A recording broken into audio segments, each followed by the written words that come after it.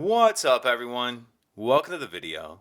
Today we're going to take a look at how to replace the battery in this Infiniti JX35 remote key fob. This Infiniti JX35 key fob is going to use replacement battery CR2032, and I'll put a link in the description box of this video to where you can find these replacement batteries if you're in need. The other thing I'm going to be using to change this key fob battery is a small flathead screwdriver.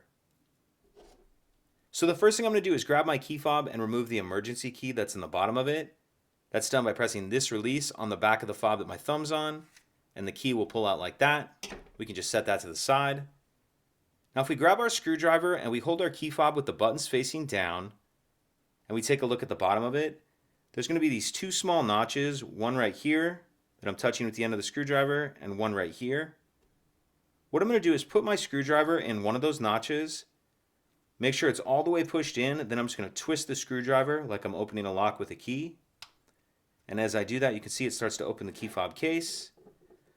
Go ahead and pull the case apart, and in the back half of the case, we see our battery right here.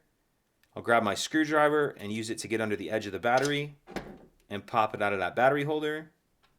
Now I'll grab my new replacement battery, and you want to make sure that you're installing your new battery with the plus side down, positive side down. And I'm going to tuck this edge in first, this edge that's by this metal clip right here. So tuck that edge in first like that, and then snap it down into place. And then we can snap the two halves of the key fob back together. Slide our emergency key back in. And that's it. If you could take a second to like and subscribe, it helps us out, and I'd appreciate it. Thank you.